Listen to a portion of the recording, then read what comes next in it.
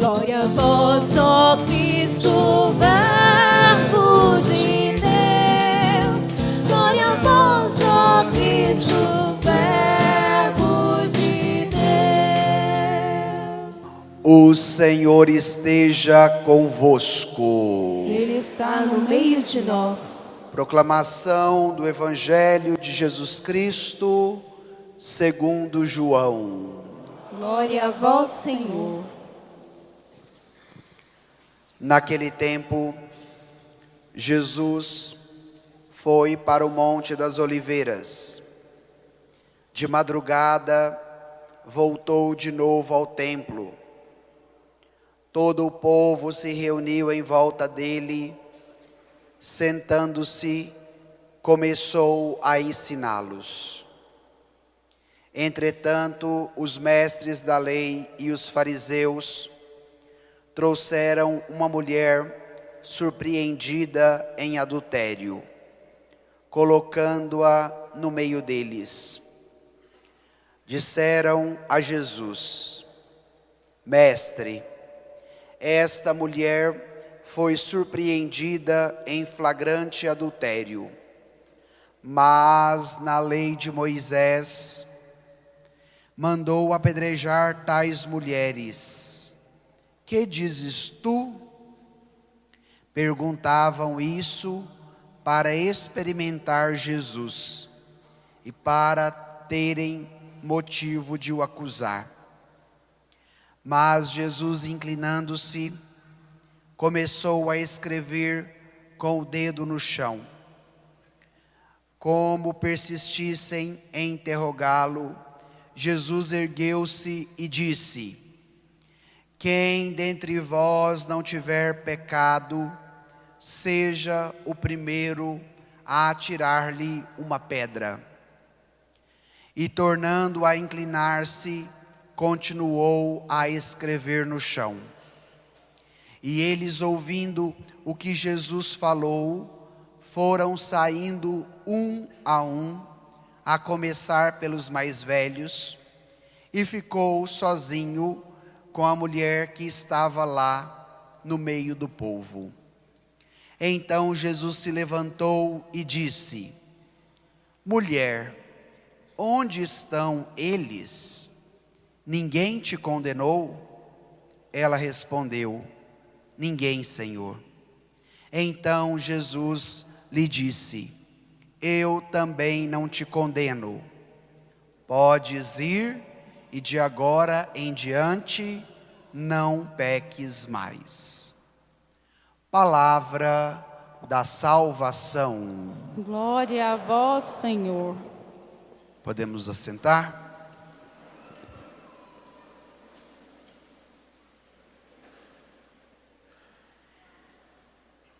Irmãos e irmãs, estamos celebrando hoje o 5º domingo da Quaresma, já nos aproximando da grande semana que começa no próximo domingo, a Semana Santa, com a celebração dos Ramos. E Jesus tem feito este itinerário de conversão conosco, nos orientando com a sua palavra durante todos estes domingos da Quaresma.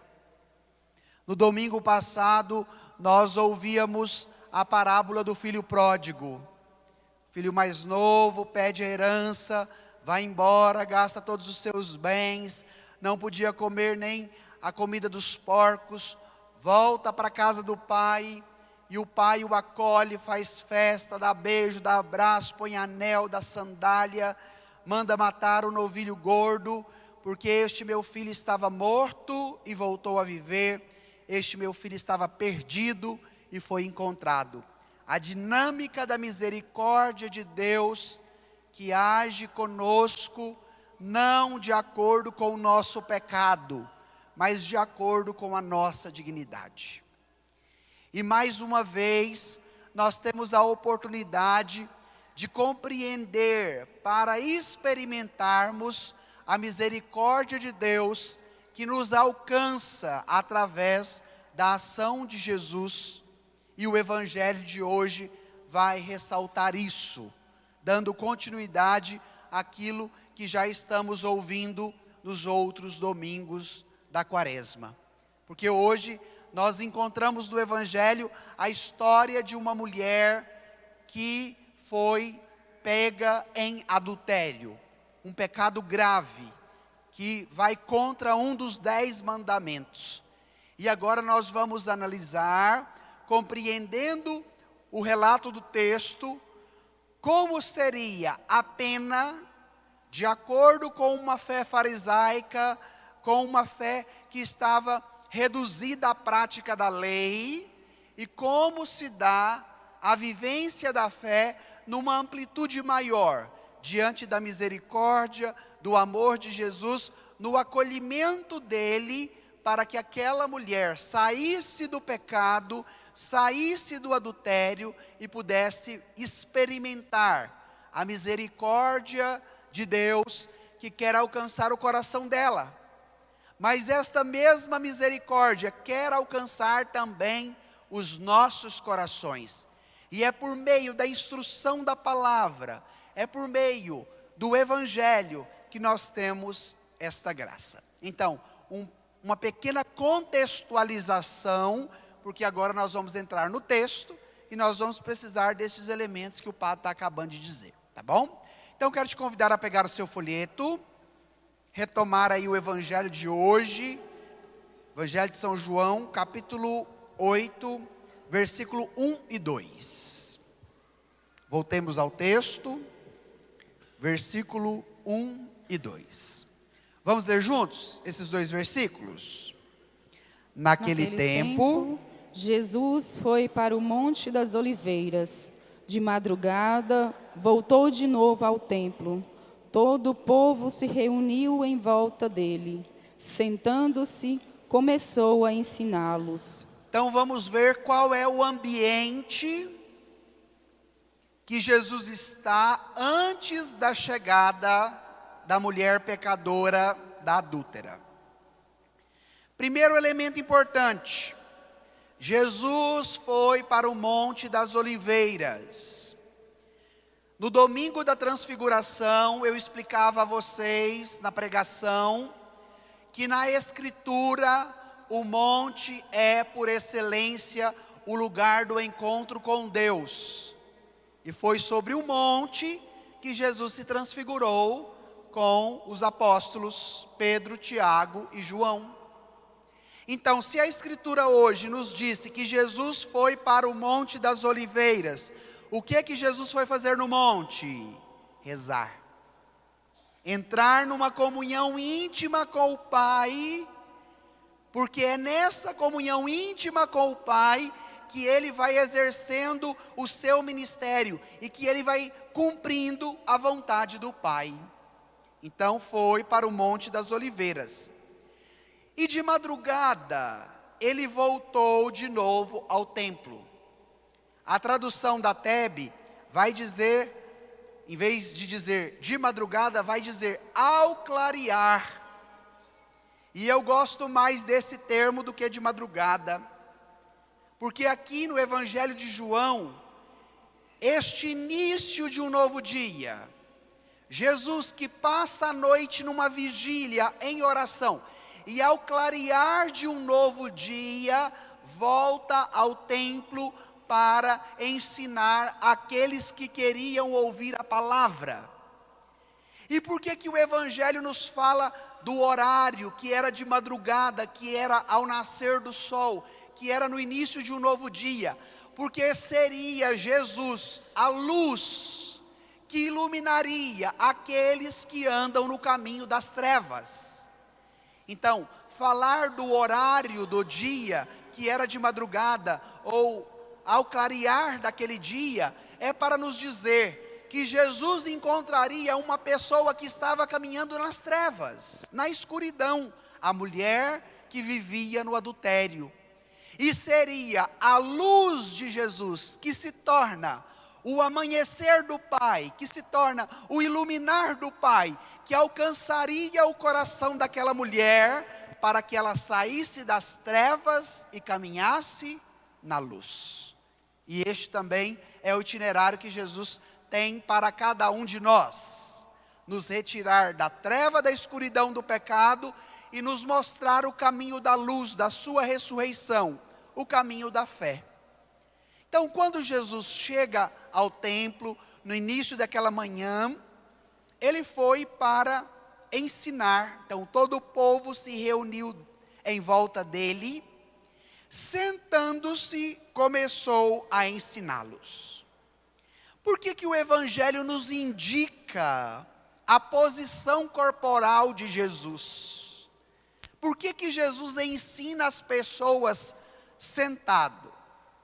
Porque, de acordo com a tradição judaica, o rabino, o mestre, aquele que tinha por excelência a missão de ensinar, e ensinar no templo, ensinar o conteúdo religioso, sempre ensinava sentado devido à autoridade que ele recebia de Deus, para instruir aquelas pessoas no conteúdo de fé. E é por isso que Jesus, descendo do Monte das Oliveiras, vai para o templo, e vai para o templo como um mestre, como um rabino, como aquele que ensina, e ele ensina com a autoridade de Deus. E é por isso que Jesus estava sentado. E enquanto Jesus estava sentado, havia uma multidão que queria escutá-lo. E qual é a atualidade deste trecho da Escritura para nós hoje? Como seria bom se nós tivéssemos multidões que tivessem o desejo no coração de querer escutar Jesus. Porque hoje no nosso mundo moderno, nós temos multidões que enchem os estádios de futebol. Nós temos hoje no nosso mundo moderno multidões que enchem lá em São Paulo, Interlagos, para um festival de música. Mas nós já não temos mais multidões que têm o desejo de ouvir a voz de Jesus. Vocês já repararam esse movimento? Então é necessário que esse evangelho de hoje nos desperte, que esse evangelho de hoje abra os nossos ouvidos, que diante de tantas vozes que querem ditar como deve ser a minha vida, como deve ser o meu casamento, como deve ser a minha família, nós permitamos que a voz de Jesus caia nos nossos corações, porque ela é a única voz que pode nos orientar neste caminho de sair das trevas para a luz, de sair do pecado para a graça. E é por isso que o primeiro trecho do Evangelho nos fala disso, porque agora vai entrar num caso específico da mulher que foi pega em adultério. Então vamos agora voltar ao texto.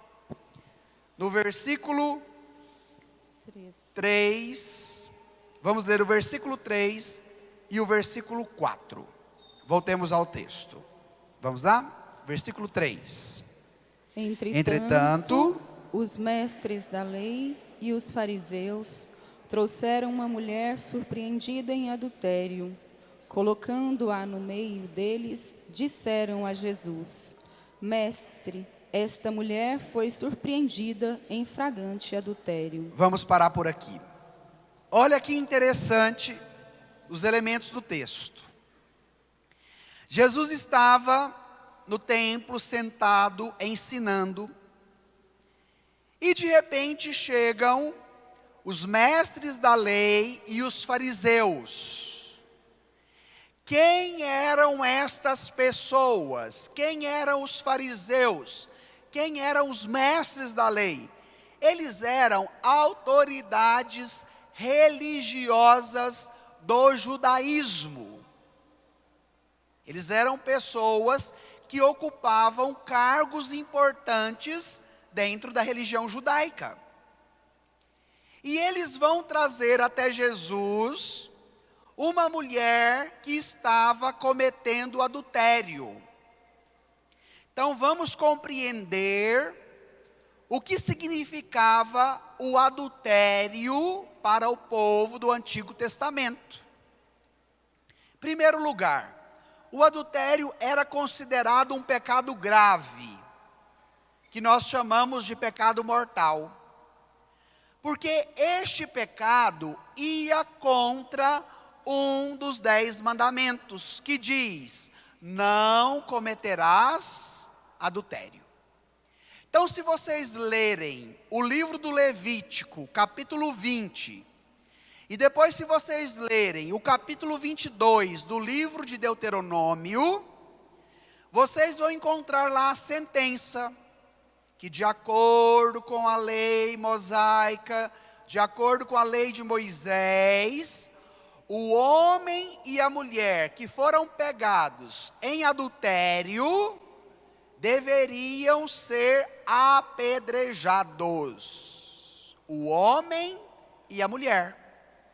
Porque de acordo com o código de Hammurabi, que era mais antigo ainda, era somente a mulher que deveria ser apedrejada. Mas na lei de Moisés, isso também encaixa o homem adúltero, não é? Porque ninguém comete adultério sozinho.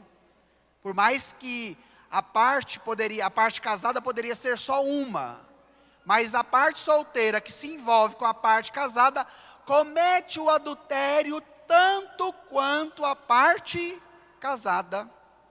Porque tem muitas pessoas que pensam assim: uai, padre, eu sou solteira, mas o meu colega de trabalho que é casado. Então você, sendo solteira, se relacionando com um homem casado, se torna adúltera como ele o adúltero, ou vice-versa. E nós precisamos compreender isso, porque hoje nós vivemos num mundo que incentiva o adultério a todo momento. Olha os enredos das novelas, olha as séries do Netflix, olha o número de propagandas que nós encontramos hoje, que sempre insinua a dimensão sexual. Olha como se dá esse processo nas relações de trabalho, que muitas vezes, não é? Ali o encardido acha uma brecha para levar as pessoas para o adultério. Então, nós devemos entender que o adultério é um pecado grave, porque infringe um dos 10 mandamentos da lei de Deus. Mas agora, nós precisamos também compreender o contexto dessa situação.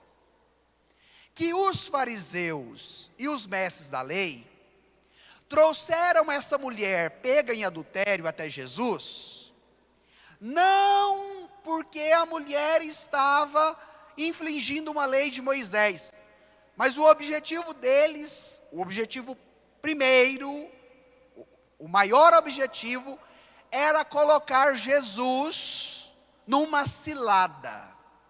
Porque eles trouxeram a mulher até Jesus, ela era pecadora pública, porque estava cometendo o adultério, e eles vão colocá-la diante de Jesus, e vai perguntar para Jesus, o que Jesus acha do caso, não é? O que tu dizes? Trouxemos esta mulher até você, e ela foi pega em adultério, nesse contexto da lei, da vivência do judaísmo. E por que eles fizeram isso? Porque eles imaginavam que nesta arapuca Jesus ia cair, porque não teria possibilidade dele não cair. Vamos refletir juntos. Se Jesus fosse contra a mulher, dizendo que de fato ela tinha que ser condenada, eles iam pegar Jesus dizendo: mas não é você, Jesus, que vai almoçar e jantar na casa dos pecadores? Não é você, Jesus, que se diz ser o Filho de Deus e revela a misericórdia dele? Então agora como você diz que esta mulher pecadora tem que ser apedrejada? Essa seria a primeira hipótese, se Jesus ficasse na compreensão reduzida da lei, colocando a mulher como pecadora. Agora, se Jesus fosse o contrário, dizendo: Não, vamos perdoar esta mulher. Ela foi pega em adultério, mas ela pode mudar de vida. Aí o que os judeus iam fazer? Os mestres da lei, os fariseus, ele é um blasfemo, porque ele está indo contra a lei de Moisés que diz, não cometerás adultério. Então, de acordo com os fariseus e os mestres da lei, agora nós vamos pegar Jesus. Ele não tem para onde correr, porque se ele vai para um lado, nós acusamos, se ele vai para o outro, nós vamos acusar também. Olha a que ponto chega a maldade do coração humano. E esta maldade, que queria prender Jesus no Arapuca, não é só dos fariseus e dos mestres da lei, não. Esta maldade também domina os nossos corações, porque quantas ciladas nós armamos no decorrer da nossa vida para prender os outros, para prejudicar os outros, permitindo com que o mal reine sobre nós e que o mal diga o que nós temos que fazer. Foi isso que aconteceu com eles na época de Jesus. Gente, eu sou apaixonado em Jesus, porque eu fico imaginando como Jesus é sábio, como ele age pela sabedoria do Espírito, porque ele não vai dar a munição nas mãos dos fariseus, dos mestres e doutores da lei. Olha como se deu a conduta de Jesus diante deste impasse, que os fariseus já tinham dado a sentença que não tinha como ele fugir. Vamos agora para o versículo 6. O versículo 6 e o versículo 7. Vamos ler primeiro o versículo 6. Acharam aí? Vamos lá? Perguntavam isso para experimentar Jesus e para terem motivos de o acusar. Mas Jesus, inclinando-se, começou a escrever com o dedo no chão. Paremos por aqui. Então, como eu acabei de explicar, o Evangelho disse que a pergunta deles era para quê? Experimentar Jesus e depois acusá-lo. Qual foi a atitude de Jesus, gente? Foi de responder? Não. Jesus, diante da mulher adúltera, a pecadora, que estava em pé no meio deles, porque Jesus estava lá com muita gente, Jesus se inclina, agacha, rebaixa-se e começa a escrever com o dedo no chão. Vamos compreender esta atitude simbólica de Jesus. Primeiro lugar, Jesus fica em silêncio, não responde, não fala, não se defende, não se deixa levar pela provocação daqueles que agem na maldade. Fica em silêncio. E o silêncio de Jesus grita. O silêncio de Jesus incomoda. O silêncio de Jesus fala muito mais do que 1000 palavras. E por que o padre está ressaltando isso? Porque nós precisamos aprender com Jesus.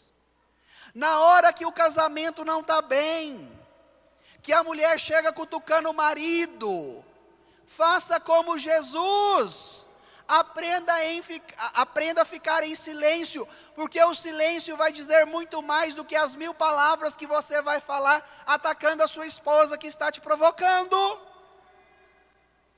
e vice-versa, porque tem muito marido também que mata as mulheres na unha, não é assim? Então, precisamos ter a sabedoria do Evangelho, que em muitos momentos o silêncio irá falar muito mais do que 1000 palavras. Jesus não entrou na provocação deles. Jesus não caiu na arapuca, que de acordo com a visão deles, Jesus já iria cair, não teria mais jeito. Mas Jesus conhecia o coração deles, a maldade que estava ali cutucando. Então, o silêncio, primeira atitude. Segunda atitude de Jesus, a mulher pecadora estava de pé, e se ela tinha a sentença do apedrejamento, quem deveria estar inclinada, rebaixada, jogado-se ao chão? Não deveria ser Jesus, mas deveria ser a mulher. Mas de acordo com o texto, a mulher está de pé e Jesus está agachado. Qual o significado disso? Que diante do nosso pecado, no mistério da sua paixão, como nos diz a Escritura, Jesus se faz pecado. E ele, estando na glória, na dignidade de filho, na realeza de Deus, se rebaixa, se inclina. Vai usar um termo grego, a teologia, a kenosis de Deus, ou seja, o rebaixamento de um Deus que se faz pecado e que fica no mesmo nível do pecador. Para fazer o que com o pecador? Para tirá-lo do pecado, para levantá-lo diante da sua queda. Jesus é solidário a cada um de nós, diante da nossa fraqueza, diante do nosso pecado. Muitos de vocês têm filhos pequenos. É muito interessante quando você fala com a criança, ela olhando para cima, porque é pequena, e você olhando para baixo. A partir do momento que você agacha ou senta no chão para falar com a criança, olhando olho no olho, não muda o estilo da conversa? Porque você se coloca no mesmo nível. Então, uma das técnicas hoje da pedagogia para a educação das crianças é você se colocar na altura delas, porque elas se reconhecem junto com você. A partir do momento que ela está aqui porque é pequena e você está aqui porque você é alto, qual é a relação que se estabelece? De uma autoridade que se impõe contra mim, que não quer me deixar brincar, que não quer me deixar correr.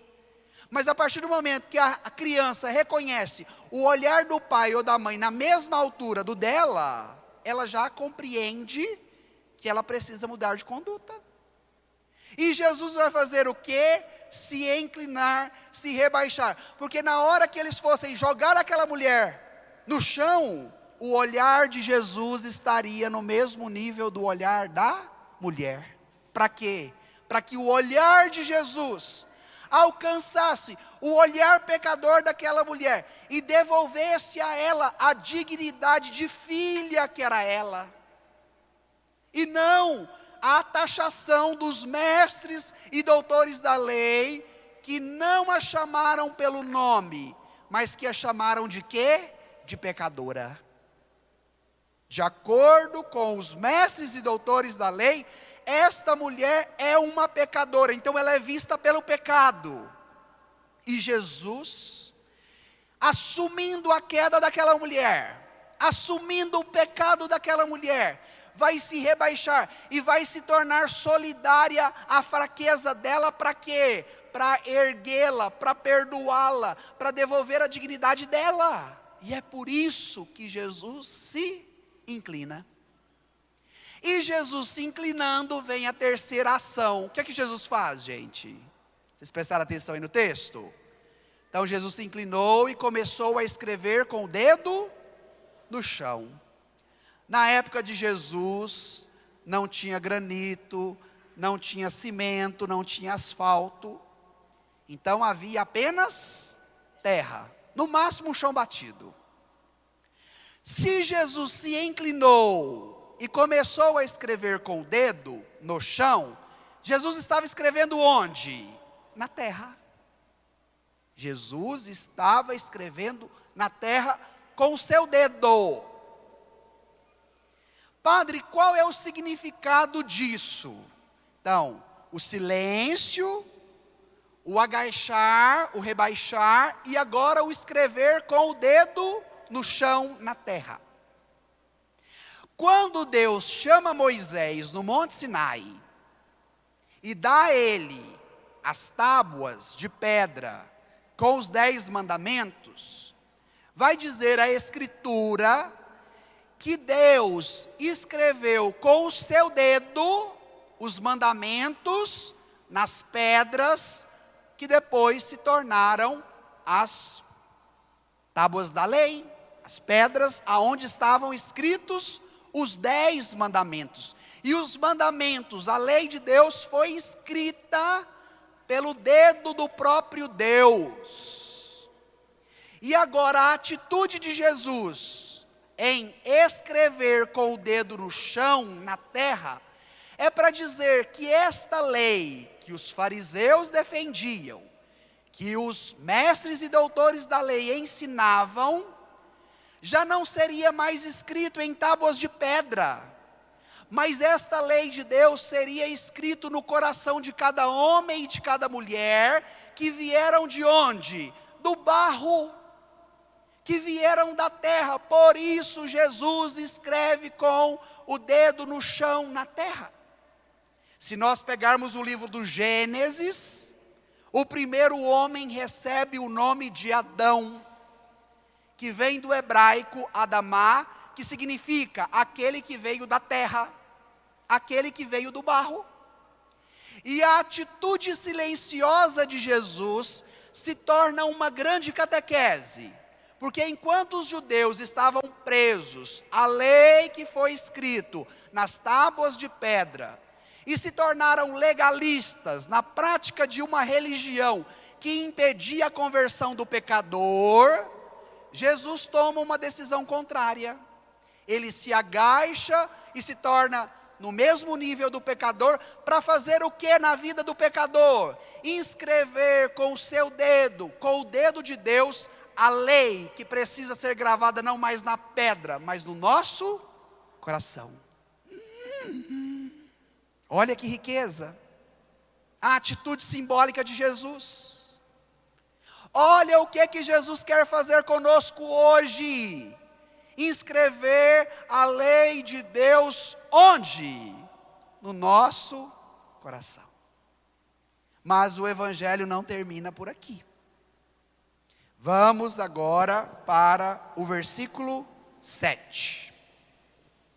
Vamos ler juntos o versículo 7. O versículo 7 e o versículo 8. Esses dois versículos. Voltemos ao texto. Como persistissem em interrogá-lo, Jesus ergueu-se e disse: quem dentre vós não tiver pecado, seja o primeiro a atirar-lhe uma pedra. E tornando a inclinar-se, continuou a escrever no chão.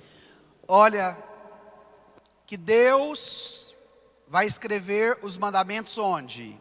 Numa pedra. Depois, os mandamentos na visão judaica vão se tornar pedra. Para quê? Para apedrejar quem não está vivendo os mandamentos. E aí Jesus vai dizer: quem dentre vós não tiver pecado, seja o primeiro a atirar-lhe uma pedra. Por que Jesus faz esta afirmação, questionamento? Porque ao mesmo tempo que ele está afirmando, ele está questionando. Por que Jesus fala isso? Porque de acordo com a lei de Moisés, depois vocês podem ler no Levítico e no Deuteronômio, como eu já tinha dito, a primeira testemunha que pega a pessoa no pecado público, deve ser a primeira pessoa a atirar a pedra.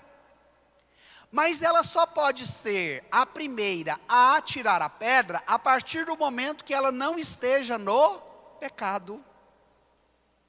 Então o que Jesus está confrontando? Os mestres e doutores da lei. Que eles foram testemunhas, eles foram os primeiros a ver a mulher cometendo o pecado porque estava no adultério. Mas eles só poderiam apedrejá-la, de acordo com a lei de Moisés, a partir do momento que eles também não tivessem pecado. porque aqui eles cumpriam a primeira parte da lei. Então foram os primeiros a pegarem a mulher no pecado. Mas só poderiam ser os primeiros a jogar a pedra se eles não tivessem pecado. Por isso Jesus vai dizer: quem não tiver pecado, atire a primeira pedra. Naquele contexto, minha gente, somente uma pessoa não tinha pecado. E quem era essa pessoa? Jesus. Então, se fosse para cumprir a lei no pé da letra, quem seria o único digno de jogar uma pedra naquela mulher? Jesus, porque ele era o único que não tinha pecado. E diante deste confronto, de jogar pedra nos outros, de acusar os outros pela fraqueza, pelo pecado, porque nós agimos assim como os fariseus e os mestres da lei. Na maioria das vezes, quando nós passamos pela dificuldade no casamento, na educação dos filhos, no nosso trabalho, no estudo, com alguém que vacila conosco, qual é a nossa atitude? A pedra na mão.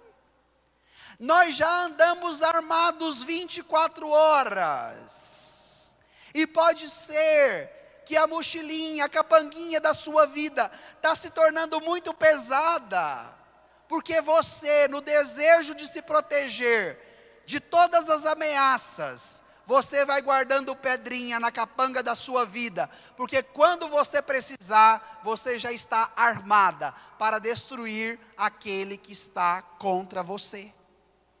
E aí a sua vida vai se tornando uma vida de peso, a sua vida vai se tornando como a pedra, porque você vai permitindo com que a pedra se torne o elemento básico da sua existência, da sua proteção e da sua força diante das suas fraquezas. E hoje, Jesus quer pegar o dedo dele e escrever a lei de Deus na sua vida. A terra, sinal da nossa fragilidade. E a lei de Deus não julga em primeiro lugar a nossa fragilidade e a nossa fraqueza, mas a lei de Deus escrita no nosso coração pelo dedo de Jesus, olha a capacidade que cada um tem de mudar de vida, de se converter, de buscar a misericórdia e de reorientar o seu caminho.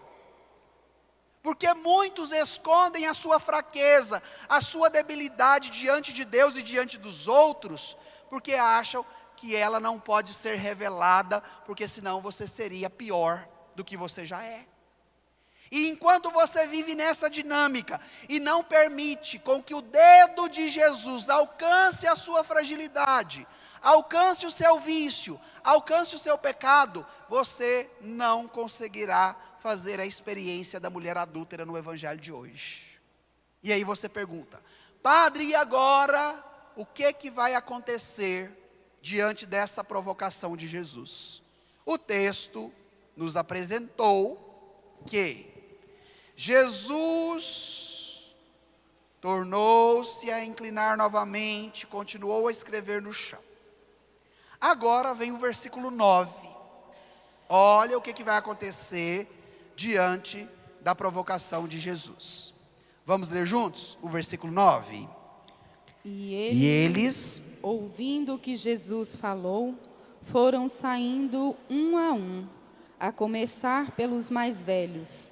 E Jesus ficou sozinho com a mulher que estava lá no meio do povo. Como eles conheciam a lei e sabia que o primeiro a lançar a pedra deveria ser aquele que não tivesse pecado, o que eles fizeram? Rabinho no meio das pernas, e foi saindo um por um.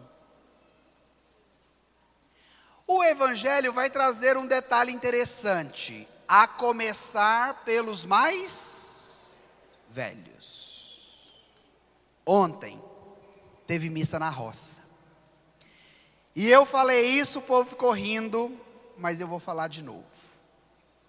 Sabe por que o evangelho diz que saíram um a um, começando pelos mais velhos? Porque na visão judaica, quanto mais a pessoa vivia, quanto mais velho ela era, mais pecado ela tinha. Por quê? Porque vivendo mais, teria mais chance também de escolher errado e de pecar mais. Então, os primeiros a saírem da fila que já estavam, eu fico vendo a cena, minha gente, a veiarada já estava com a pedra na mão, para lançar, para jogar na mulher pecadora, e foi a veiarada, os primeiros a jogar a pedra no chão e a sair com o rabo no meio das pernas caladinho, porque eles eram pecadores e poderiam ser muitos pecadores, porque já tinham vivido há muitos anos. E por que o povo ficou rindo de mim ontem? Porque eu disse, e volto a repetir, que hoje a veiarada acha que não peca. A veiarada chega para confessar diante do padre e fala: padre, nós estamos na quaresma, tem que confessar, né, padre? Eu quero receber a bênção de Deus, porque é a Semana Santa, é a Páscoa. Então, padre, eu sou uma pessoa boa, padre. Eu nunca matei, eu nunca roubei, eu nunca fiz mal para o outro, padre. Aí o padre olha e fala: que bom, continue assim. Mas aqui é para falar o que você fez, e não o que você não fez. Porque como a veiarada acha que não peca, que é bom demais da conta, não pede perdão, não confessa, porque isso se torna uma conversa e não uma confissão, porque não fala do pecado. Então nós precisamos permitir que quanto mais anos de vida o Senhor nos dá, e prolonga a nossa existência, Ele deve fazer este mesmo movimento com a humildade. Porque o nosso orgulho, a nossa vaidade, a nossa arrogância, a nossa prepotência, a nossa autossuficiência, não nos permite reconhecer o nosso pecado. Não nos permite reconhecer a nossa falha, a nossa fraqueza. E não tendo falha, não tendo fraqueza, não tendo pecado, eu não preciso confessar. No máximo, receber uma bênção do padre, porque está na quaresma, porque vai chegar a Páscoa. É ou não é assim, minha gente? É. Então, a conversão, a mudança de vida, o desejo de buscar a misericórdia deve ser de mamano a caducano, dos mais velhos aos mais novos. E foi esta provocação que Jesus fez à velharada daquela época: vocês são pecadores, vocês precisam se converter, vocês precisam reconhecer os seus pecados, vocês precisam pedir perdão a Deus. E hoje eu reforço para vocês que estão aqui, pedir a humildade de reconhecer a fraqueza, o pecado, a debilidade e buscar a misericórdia que está na mão de Deus e que age pelo dedo de Jesus, que quer fazer essa obra nova no nosso coração, escrever a lei de Deus, a lei do amor, o novo mandamento: amar a Deus de todo o coração, de toda a alma, de todo o entendimento, e amar o teu próximo como a ti mesmo. O novo mandamento de Jesus, a nova lei que se torna a lei do amor, inscrito em nossos corações pelo dedo de Jesus. Agora vem uma parte muito interessante do Evangelho.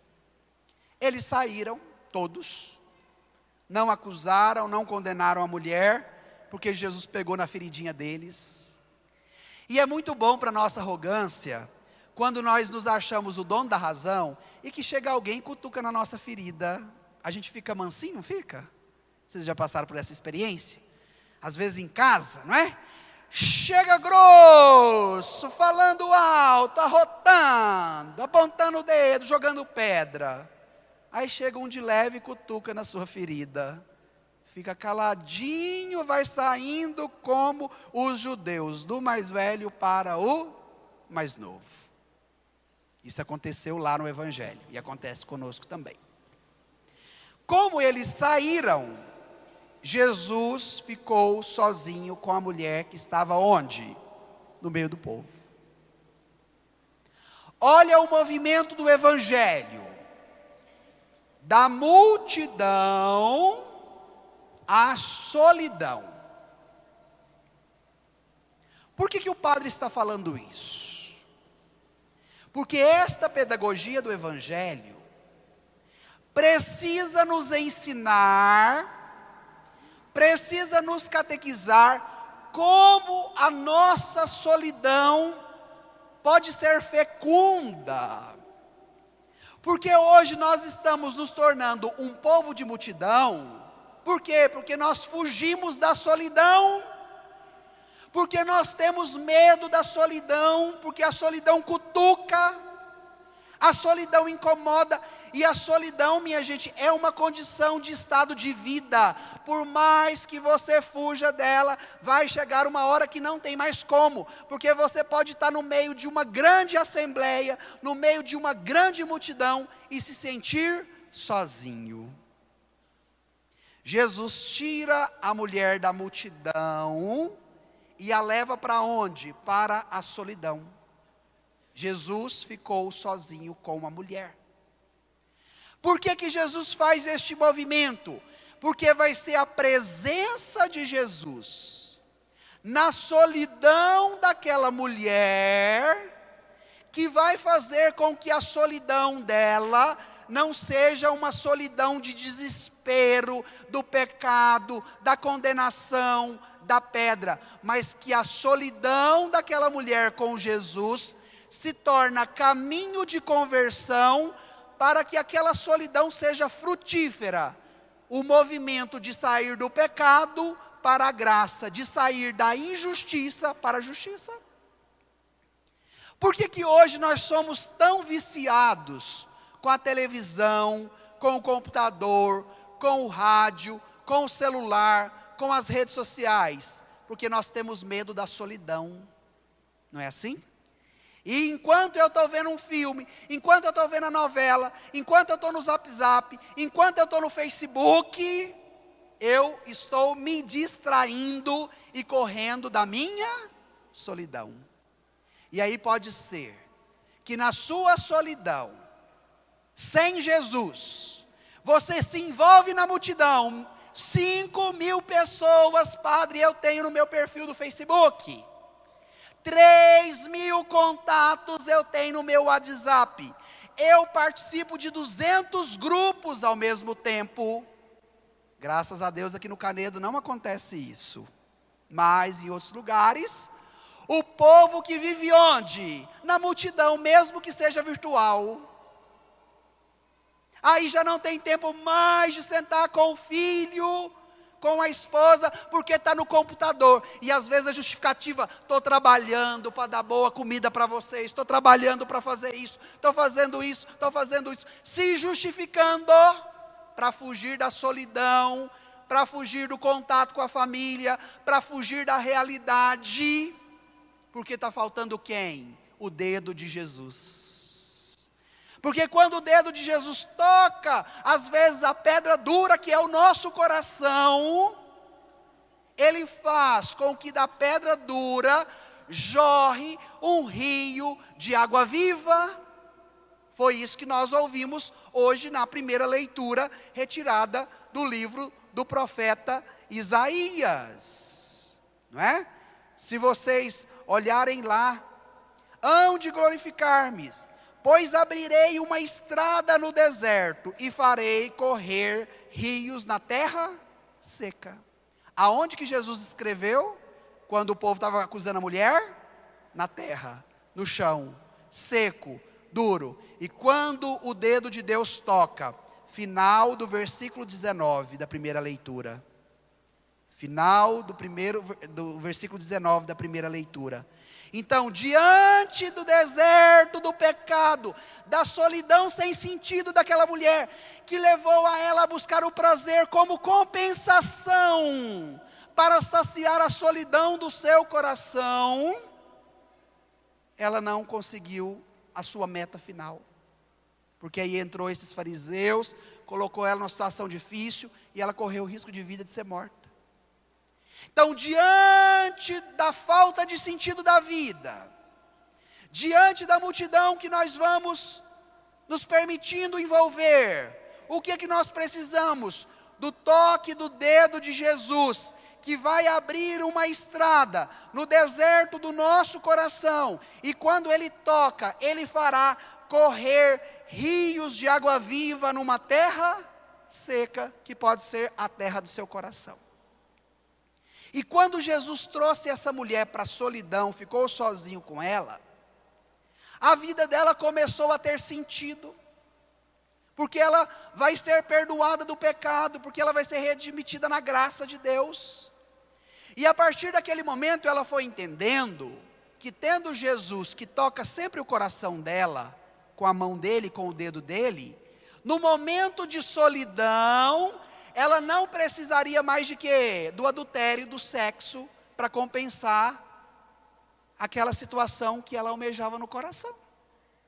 Porque o dedo de Deus, o amor de Deus, as águas vivas que começaram a jorrar do interior daquela mulher, deu sentido para a vida dela na plenitude. Seja quando ela está na multidão com muitas pessoas, ou seja quando ela estiver sozinha no silêncio da sua casa e do seu quarto. Imagina! E quantos de nós somos refém do medo da solidão que nós temos? Quantos de nós, na hora da nossa solidão, nos desesperamos e vamos atrás do pecado como forma de prazer, como forma de saciar o coração? Quantos de nós fugimos da realidade do casamento, da educação dos filhos, do contato com as pessoas? Porque está faltando o quê, minha gente?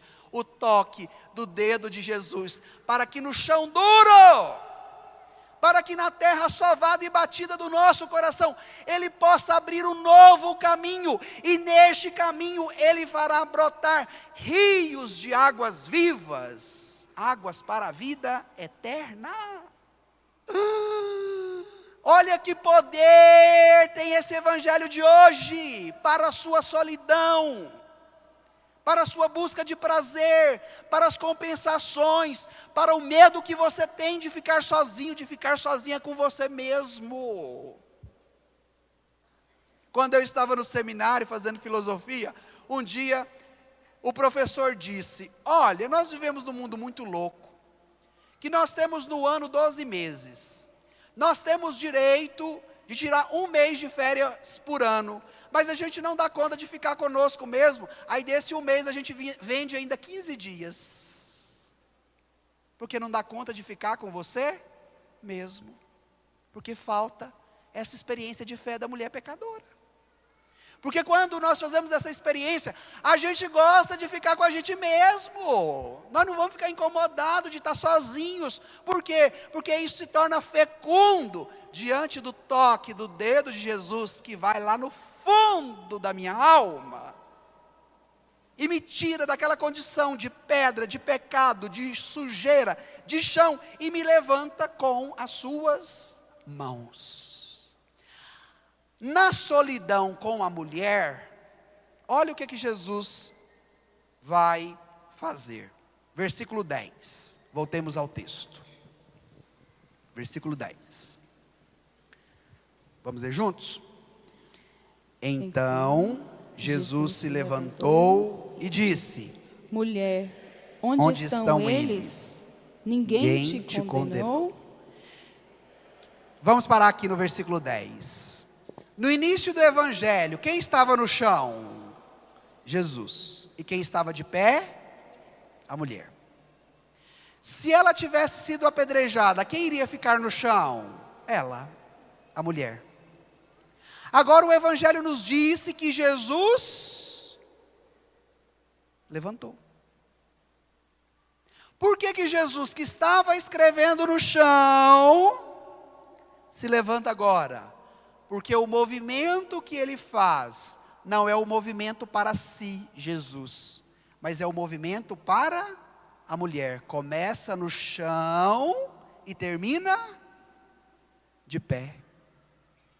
Esse é o movimento para a nossa vida. Enquanto o seu pecado te apedreja, enquanto as pessoas querem ver a sua queda, enquanto muitos desejam a maldade, enquanto você procura a maldade e se alimenta dela, isso vai te jogar onde? No chão.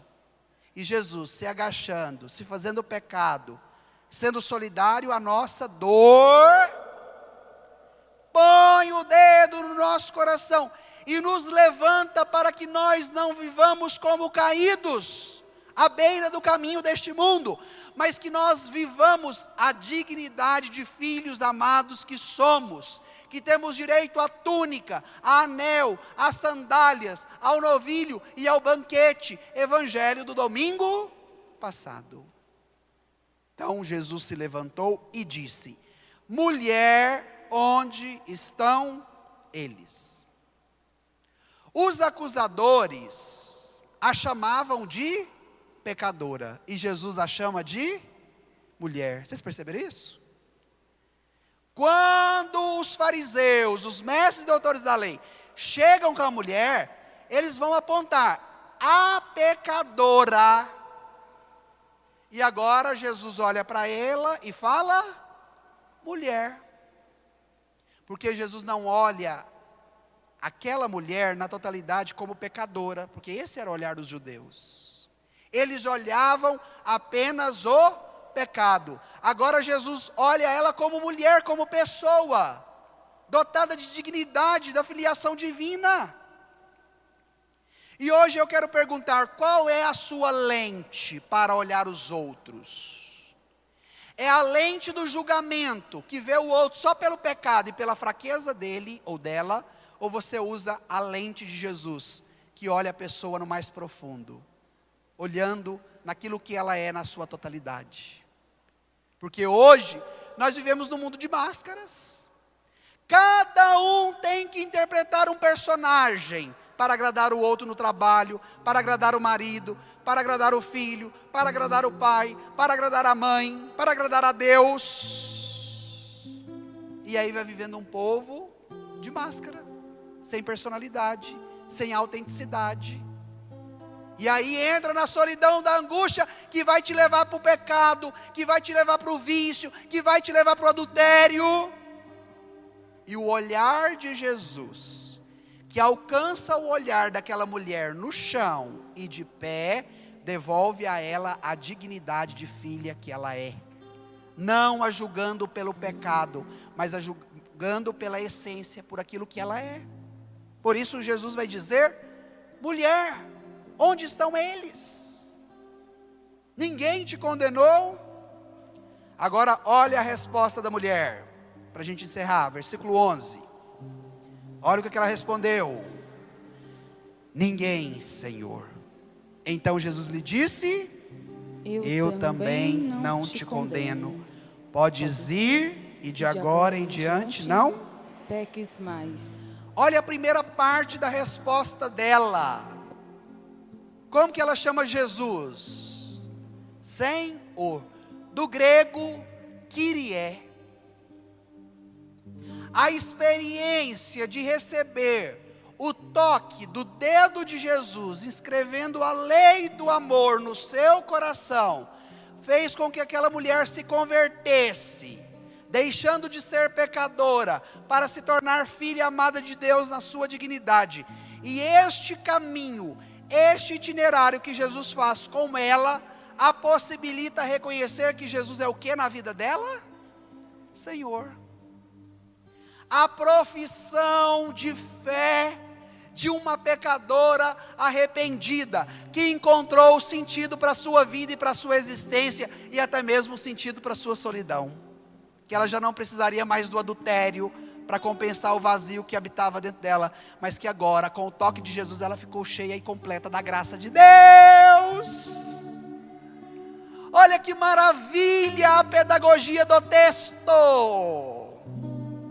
Olha que graça que Jesus hoje quer ofertar a nós por meio do seu toque, do seu amor, da sua delicadeza, do seu perdão, para que nós reconheçamos Jesus como nosso Senhor, como nosso Kyrie, como nosso Salvador, como aquele que dá a plenitude do anseio do meu coração, porque aquela mulher buscava plenitude no adultério. E pode ser que você que comete o adultério como ela, queira buscar a plenitude, saciar o coração, mas o pecado te dá um prazer momentâneo, depois ele vem com a acusação. São Paulo vai nos dizer, o salário do pecado é a morte. Pode ser que seja o seu vício que te domina, pode ser que seja a sua dependência nas redes sociais, a pornografia, uma vida sexual desregrada, o alcoolismo, a ambição pelos bens materiais, a posse que você quer ter das outras pessoas, achando que elas são propriedade sua. E aqui nós poderíamos citar vários exemplos. E hoje, a pedagogia que Jesus utilizou com aquela mulher, a graça que alcançou o coração dela, a tirou do chão, aonde o nome dela estava escrito na terra, e a partir de agora, Jesus escreveu o nome dessa mulher onde? No céu. O nome dela que estava escrito no chão, pela sua fraqueza, pelo seu pecado, pelo seu adultério, pelo toque de Jesus, faz com que agora, esta mesma mão de Jesus, escreva o nome dela onde? No céu. É aonde o nosso nome também deve estar escrito. Vocês já perceberam hoje o tanto que a gente escreve? Por isso que o WhatsApp desenvolveu aquele dispositivo de gravar áudio, não é? Porque como o dono do aplicativo foi vendo que a gente utilizava muito, escrevia muito, ele quis facilitar. Então, em vez de ficar escrevendo, agora o que você faz? Grava o áudio, que é muito mais rápido, não é? Para o outro. Por quê? Porque hoje nós somos de um mundo de muitas palavras, de muito escrito, de muito som, de muito barulho, de muito áudio, de muito ruído. E isso daí tampa o ouvido para escutar a voz de Jesus. Aí pode ser que o adultério reine na sua vida por isso, porque você está se deixando levar por outras palavras que não são a de Jesus. Pode ser que você não consegue sair do vício do alcoolismo, não é? De uma vida desregrada, ou de uma solidão existencial que pode gerar uma depressão em você, um mal do pânico e tantas outras coisas que vai te prejudicar. Por quê?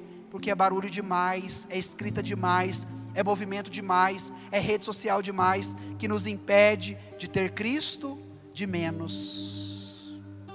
E aí Jesus termina dizendo, eu também não te condeno, podes ir e de agora em diante não peques mais.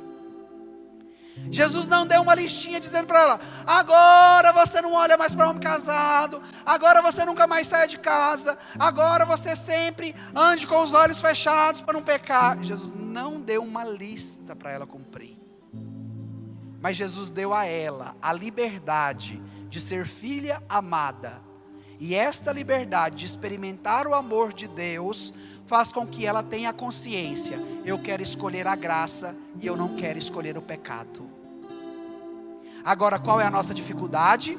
Nós corremos atrás do pecado, porque nós temos os nossos pecadinhos de estimação.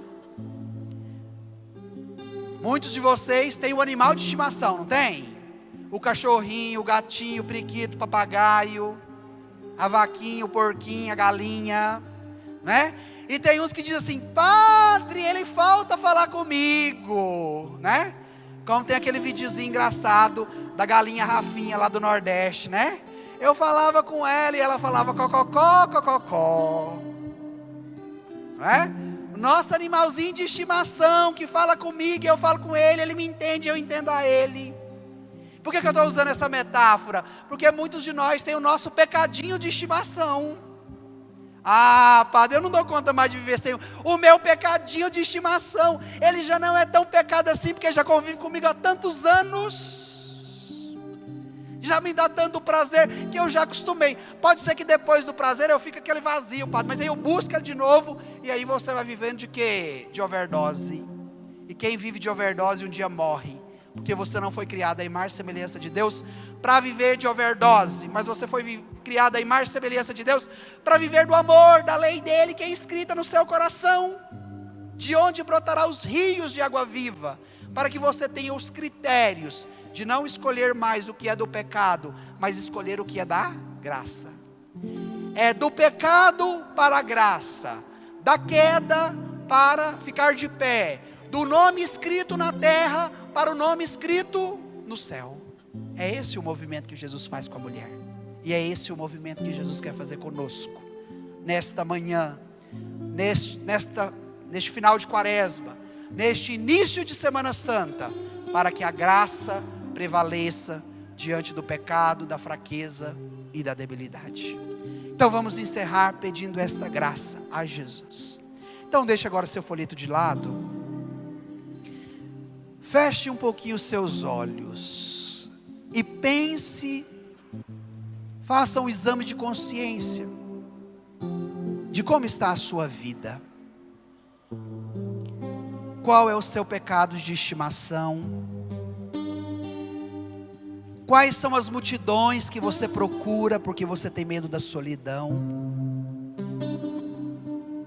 Quais foram as situações que você jogou pedra nos outros, que você olhou o pecado do outro, mas não foi capaz de olhar a dignidade da pessoa?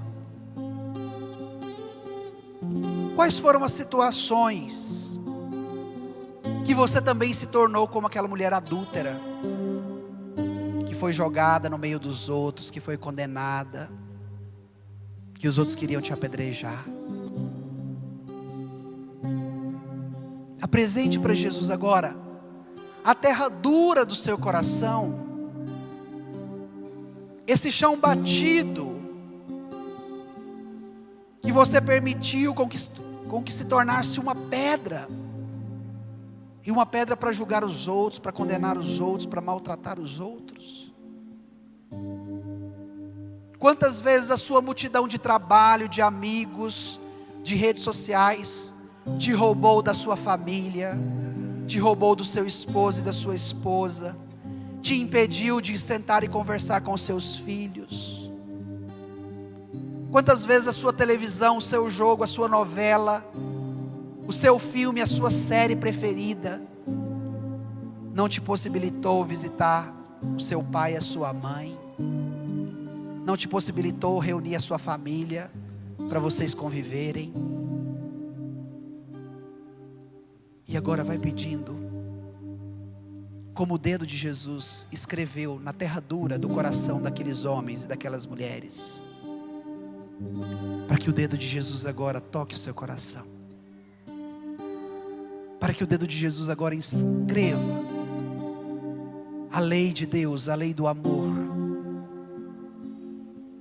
para que da pedra, para que do terreno sovado, o Senhor abra um caminho, e deste caminho Ele faça jorrar rios de águas vivas para a vida eterna. Fala para Jesus: eu quero essa graça. Como o Senhor possibilitou isso à vida daquela mulher adúltera, hoje eu te peço, Jesus, é para mim, é para minha vida, é para o meu casamento, é para minha família, e que eu possa receber cada vez mais a tua bênção, a tua misericórdia, o teu perdão, diante de um mundo tão barulhento que nos impede de ouvir a tua palavra. Que eu possa agora, Senhor, ouvir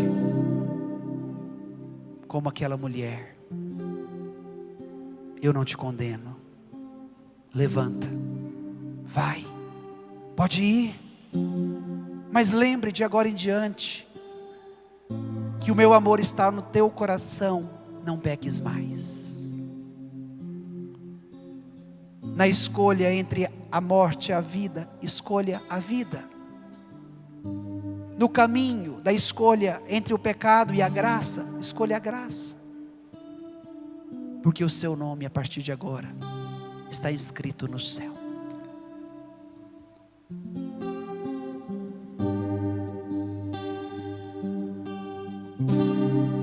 Eu não entendo um Deus Deus assim, tão louco de amor por mim. Eu não mereço, sou tão fraco, porque Ele me escolheu. E para confundir os fortes, gravou meu nome em suas mãos. Eu não entendo um Deus assim, tão louco de amor por mim. Eu não mereço, sou tão fraco, porque Ele me escolheu. E para confundir os fortes, gravou meu nome em suas mãos. Deus, você me levantou do chão, enquanto a multidão jogava pedras. Deus, você me perdoou, e desse amor eu não esqueço. Deus, você me levantou do chão, enquanto a multidão jogava pedras. Deus, você me perdoou, e desse amor